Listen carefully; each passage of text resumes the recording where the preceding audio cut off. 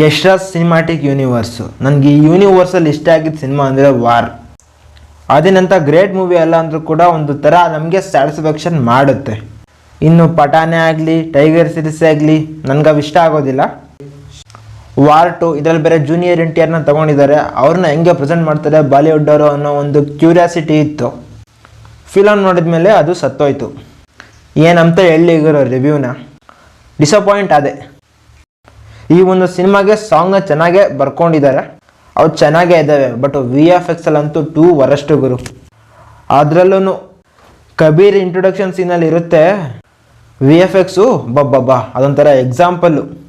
ನಿಮಗೆ ನಮ್ಮ ಇಂಡಿಯಾದ one of the best action cinema ಅಂದರೆ ಜ್ಞಾಪಕ ಬರೋದು ಅಂದರೆ ದಿ ಬೆಸ್ಟು ಕಿಲ್ಲು ರೀಸೆಂಟಾಗಿ ಬಂತು. ಈ ಒಂದು ಸಿನಿಮಾದಲ್ಲಿ ಆ್ಯಕ್ಷನ್ ಸೀನ್ಸು ಅಷ್ಟೇ ರಿಯಲಿಸ್ಟಿಕ್ ಆಗಿರ್ತವೆ ಮತ್ತು ಪೀಕಲ್ಲಿರ್ತವೆ. ಅದೇ ಥರ KGF ಆಗಿರ್ಬೋದು, RRR ಆಗಿರ್ಬೋದು, ಇದರಲ್ಲೆಲ್ಲ ಬೆಟರಾಗೇ ಇರ್ತದೆ. ಬಟ್ ಅವರು ಮೀನ್ಸ್ ಪ್ರಶಾಂತ್ ನೀಲ್ ಮತ್ತು ರಾಜಮೌಳಿ ಅವರು ಎಕ್ಸ್ಟ್ರಾರ್ಡಿನರಿಯಾಗಿ ಪ್ರೆಸೆಂಟ್ ಮಾಡಿದ್ರು ಕೂಡ ಅದೊಂಥರ ಆಡಿಯನ್ಸ್ಗೆ ಕನ್ವಿನ್ಸ್ ಆಗುತ್ತೆ. ಬಟ್ ಇಲ್ಲಿ ಮಾಡಿದ್ದಾರೆ ಫೈಟ್ಗಳನ್ನ ಬಬ್ಬಬ್ಬಬ್ಬ. ಜೂನಿಯರ್ NTR ವಿತ್ 6 ಪ್ಯಾಕಲ್ಲಿ ಫ್ಲೈಟ್ನ ಮೇಲ್ ಕೂತ್ಕೊಂಡು ಹೋಗೋದು ಕೇಳ್ಚೆ, ಅಥವಾ ಡ್ರೋನ್ ಇಟ್ಕೊಂಡು ಬರೀ 6 ಪ್ಯಾಕಲ್ಲಿ ನೇತಾಡ್ಕೊಂಡು ಹೋಗೋದು ಕೇಳ್ಚೆ. ಬಬ್ಬಬ್ಬಬ್ಬಬ್ಬ. ಆಡಿಯನ್ಸ್ನ ಏನು ಅಂದ್ಕೊಂಡ್ಬಿಟ್ಟಿದಾರೋ ಗೊತ್ತಿಲ್ಲ. ಗ್ಯಾರಂಟಿ MTಗಳೇ ಅಂದ್ಕೊಂಡಿರೋದು ಆಡಿಯನ್ಸ್ನ. ಹೌದು, ರೈಟಿಂಗಲ್ಲಿ ಒಂದು ಸಿನಿಮಾ ಇಂಪ್ರೆಸ್ಸಿಂಗ್ ಆಗೇ ಇದೆ. ಬಟ್ ಪ್ರೆಸೆಂಟೇಷನಲ್ಲಿ ಮಾತ್ರ 2 ವರಸ್ಟ್. ಕೆಲವೊಂದು ಸೀನ್ಸ್ನ ನೋಡ್ತಿದ್ರೆ ಯಾವುದೋ ಅಡ್ವರ್ಟೈಸ್ಮೆಂಟ್ ಆ್ಯಡ್ನ ನೋಡ್ತಾ ಇದ್ದೀವಿ ಅಂತ ಅನಿಸುತ್ತೆ. ಇನ್ನು ಇದು ರಾ ಮೂವಿ ಅಂತ ಹೇಳಿದ್ರೆ ಗ್ಯಾರಂಟಿ ನನ್ನ ಕೈಲಂತೂ ಬಿಲೀವ್ ಮಾಡೋದಕ್ಕೆ ಆಗೋದಿಲ್ಲ. ನಮ್ಮ ಇಂಡಿಯಾದಲ್ಲಿ ನನಗೆ ಗೊತ್ತಿರೋ ಥರ ಬೆಸ್ಟ್ ರಾ ರಿಲೇಟೇಬಲ್ ಮೂವಿ ಅಂದರೆ ಗೂಢಾಚಾರಿ. ತೆಲುಗಿನಲ್ಲಿ ಅದ್ವಿಶೇಷ ಅವ್ರು ಮಾಡಿದ್ದಾರೆ, ನೋಡಿ ನಿಮಗೂ ಇಷ್ಟ ಆಗುತ್ತೆ. ಸುಮ್ಮನೆ ಇದ್ರೆ ಯೂನಿವರ್ಸ್ ಮಾಡಿಕೊಂಡು ಆ ಪಠಾಣು, ಟೈಗರ್ ಸೀರೀಸ್ ನಿಜ ಯಾವ ಇಷ್ಟ ಆಗೋದಿಲ್ಲ ಗುರು ನನಗೆ. ವಾರೊಂದು ಇಷ್ಟ ಆಗಿತ್ತು, ಟ್ರೈಲರು ಕೂಡ ಅಷ್ಟೇ IPL ಇತ್ತು, ಅದಕ್ಕೋಸ್ಕರ ಹೋಗಿದೆ. ಬಟ್ ಡಿಸಪಾಯಿಂಟು. ಕಲಿ ಅನ್ನೋ ಒಂದು ಆರ್ಗನೈಜೇಷನ್ ಇರುತ್ತೆ, ಅದು ಬಿಗ್ಗೆಸ್ಟ್ ಕ್ರಿಮಿನಲ್ ಆರ್ಗನೈಜೇಷನ್ನು. ಇದನ್ನು ನಮ್ಮ ಕಬೀರು ಹೆಂಗೆ ಫೇಸ್ ಮಾಡ್ದ ಅನ್ನೋದೇ ಈ ಒಂದು ಮೂವಿಯ ಸ್ಟೋರಿ. NTRನ ಪ್ರೆಸೆಂಟ್ ಮಾಡೋದು ಕೂಡ ಅಷ್ಟು ಇಷ್ಟ ಆಗಲಿಲ್ಲ. ಕೆಲವೊಂದು ಫ್ರೇಮಲ್ಲಿ ಅವರ ಲುಕ್ಕುಗಳು ಕೂಡ ಅಷ್ಟು ಗ್ರೇಟಾಗಿ ಕಾಣೋದಿಲ್ಲ. ಸುಮ್ಮನೆ ಋತಿಕ್ ರೋಷನ್ ಎಲಿವೇಷನ್ಗೋಸ್ಕರ NTRನ ಬಳಸ್ಕೊಂಡ್ರು ಅಂತ ನನ್ನ ಫೀಲಿಂಗು.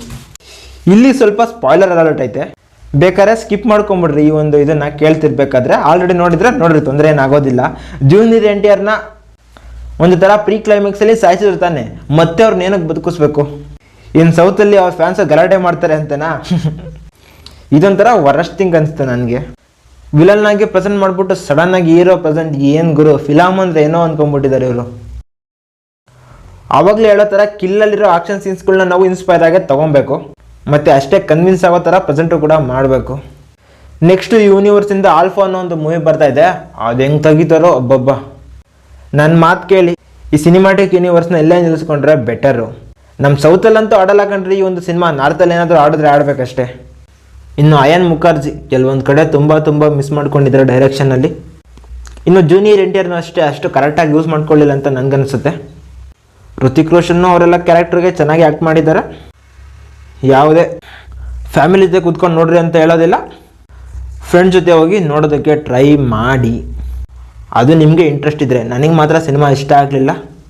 ನೀವು ಆಲ್ರೆಡಿ ಸಿನಿಮಾ ನೋಡಿದರೆ ನಿಮ್ಗೆ ಯಾವ ಥರ ಫೀಲ್ ಕೊಡ್ತು ಅನ್ನೋದನ್ನು ಕಮೆಂಟ್ ಮಾಡಿ. ಮತ್ತೆ ನಾನು ಸಿಗ್ತಾ ಇರ್ತೀನಿ. ಬಾಯ್.